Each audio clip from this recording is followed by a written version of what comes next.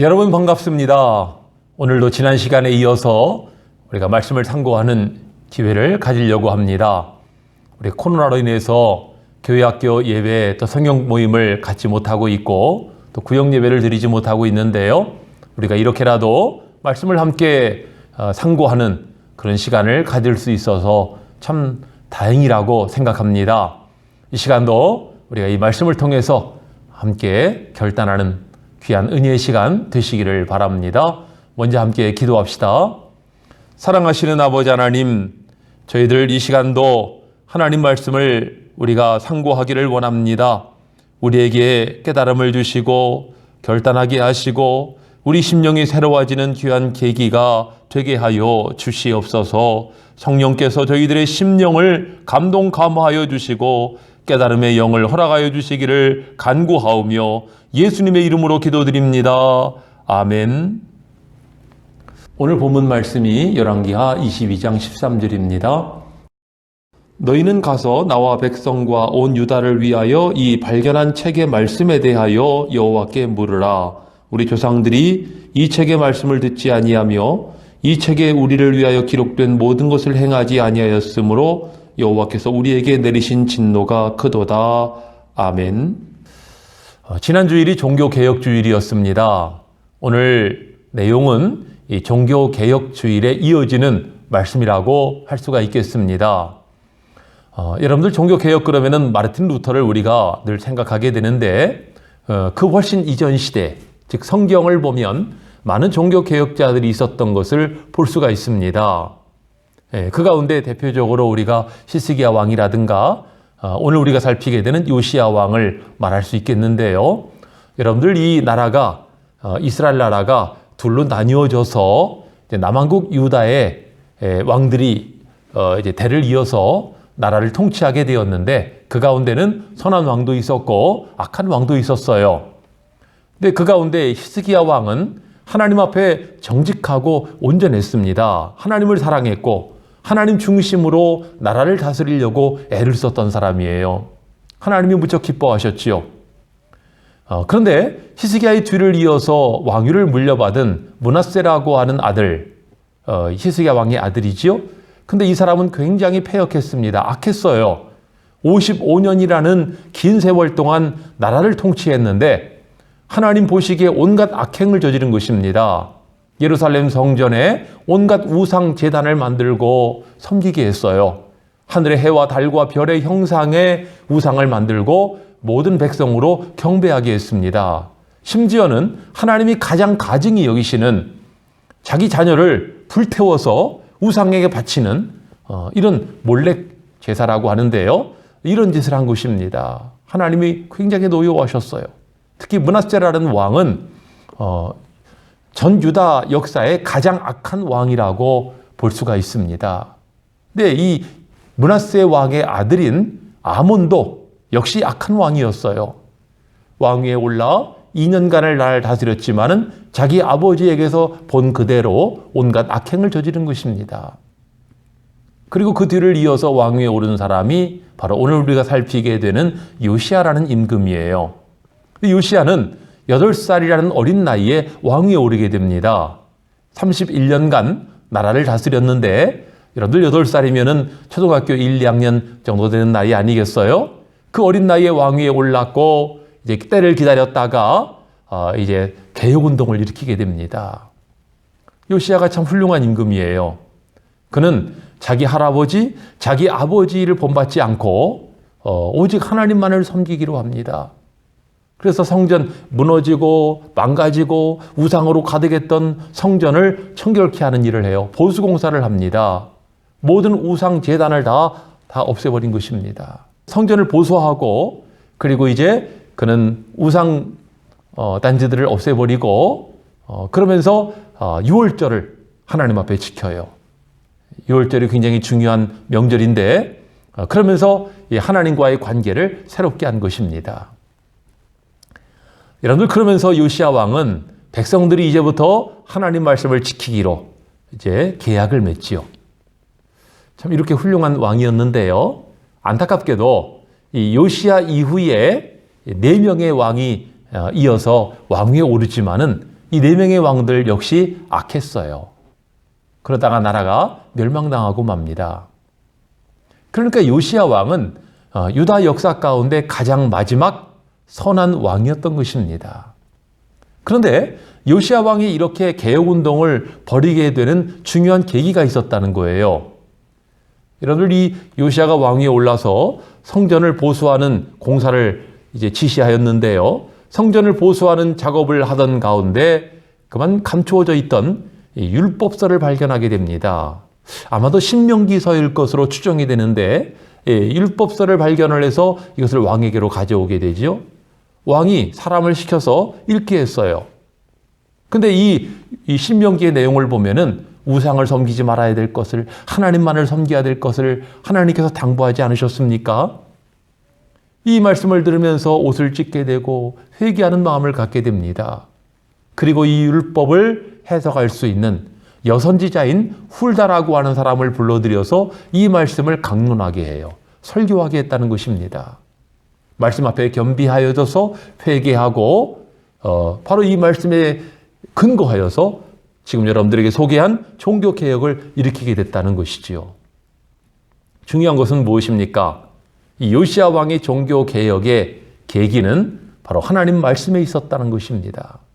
하나님 말씀을 발견했고 그 말씀을 들었고 그 말씀을 이제 해석하고 이제 강론하도록 했다는 것입니다. 말씀을 듣는 일이 얼마나 중요한지 몰라요. 여러분들, 이 마르틴 루터, 그는 하나님 말씀에 근거해서 개혁운동을 일으키게 됩니다. 그 당시에 가톨릭 교회가 이야기하는 것들은 성경적으로 맞지 않았다는 거예요. 성경은 그런 말을 한 적이 없다는 것입니다. 성경을 근거로 이제 개혁을 일으키게 되었고요.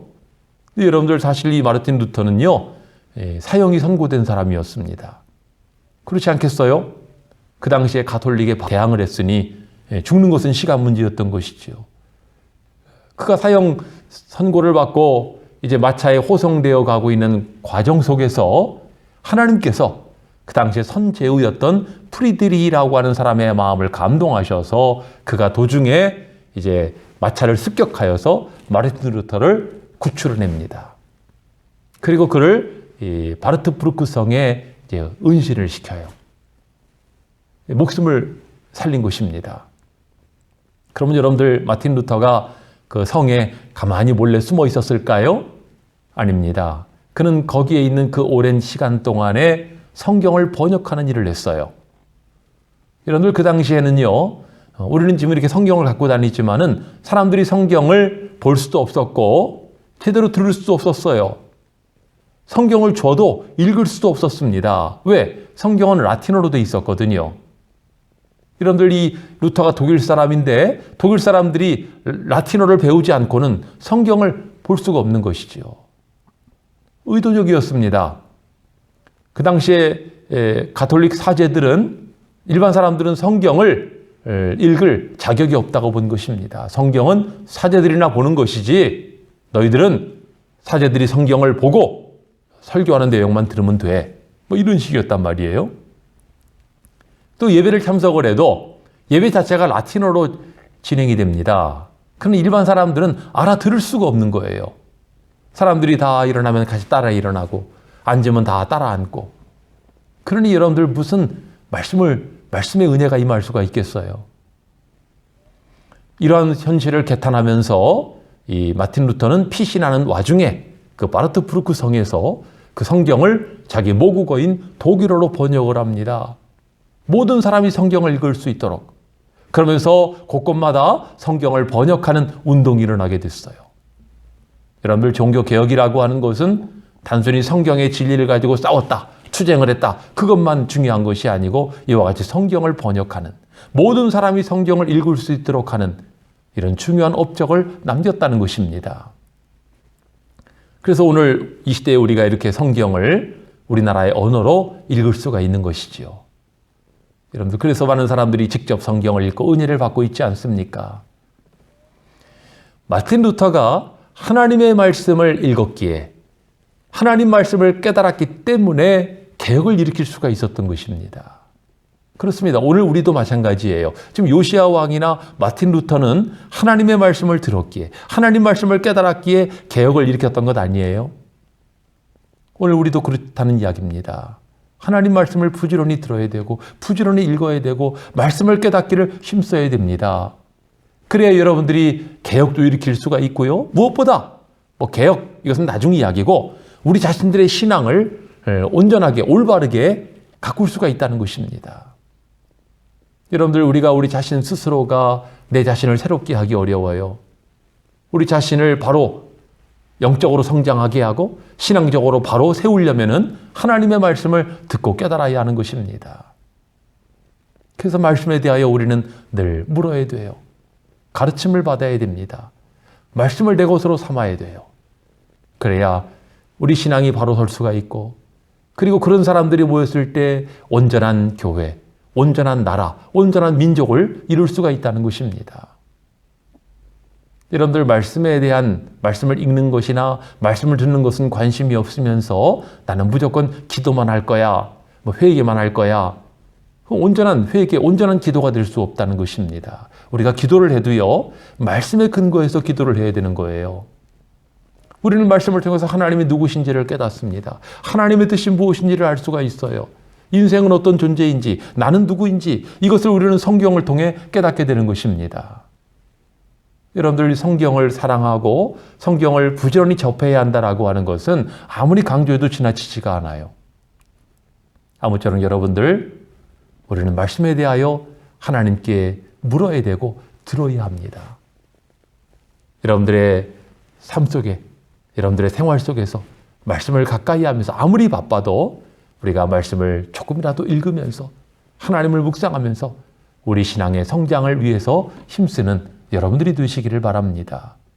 공예배 때 주일 예배나 수요 예배나 이런 때만 나와서 예배를 드리는 것으로 만족하지 말고, 형식적인 신앙 말고 여러분들의 삶 속에 말씀을 가까이 하고 자발적으로 하나님 앞에 기도할 때 여러분들의 신앙이 성장하는 거거든요. 여러분들, 세상 일은 그렇습니다. 투자한 만큼 얻는 거예요. 우리가 신앙이 성장한다, 하나님 앞에 우리의 믿음이 깊어진다, 저절로 이루어지지 않는 것입니다. 내가 노력하고 내가 힘써야 하는 것이지요. 아무쪼록 말씀을 가까이 함으로 날마다 신앙이 새로워지기를 바라고 영적으로 성장하기를 바라고, 여러분들이 지금은 가르침을 받는 입장에 있을지라도 말씀을 잘 배우면 그런 사람은 나중에 다른 사람도 가르칠 수가 있는 것입니다. 또 그럴 때 우리의 신앙이 더 성장할 수가 있는 것이죠. 말씀과 함께하는 우리 사랑하는 학생들, 또 우리 구역 식구들 다 되시기를 주의 이름으로 축원합니다. 우리 기도하시겠습니다. 사랑하시는 아버지 하나님, 이 시간 말씀에 대하여 여호와께 물으라 하는 제목으로 우리가 요시야 왕의 개혁운동, 또 마르틴 루터의 종교개혁을 우리가 함께 살폈습니다. 자기의 의협심이나 자기의 열심을 가지고 개혁을 일으킨 것이 아니라 하나님의 말씀을 들었을 때에, 그 말씀을 깨달았을 때에 이것이 아니로구나 깨닫고 개혁을 일으킬 수가 있었습니다. 우리 자신의 신앙도 말씀을 바로 깨달을 때에 하나님의 은혜를 알게 되고 참 신앙이 무엇인지를 깨닫고 그 신앙의 삶을 살게 되는 줄로 믿습니다. 우리 사랑하는 학생들, 우리 구역 식구들 다 말씀에 합당한 하나님의 사람들 되게 하시고 건전한 신앙의 성숙과 성장을 이루어가는 저희들 되게 하여 주시옵소서. 주님께 감사하고 모든 영광 돌리오며 예수님 이름으로 기도드립니다. 아멘. 여러분들, 이렇게라도 또 우리 개인적으로도 늘 말씀을 상고하는 가운데 날마다 여러분들 말씀을 깨닫고 새로워지는 여러분들 되시기를 주의 이름으로 축원합니다. 할렐루야.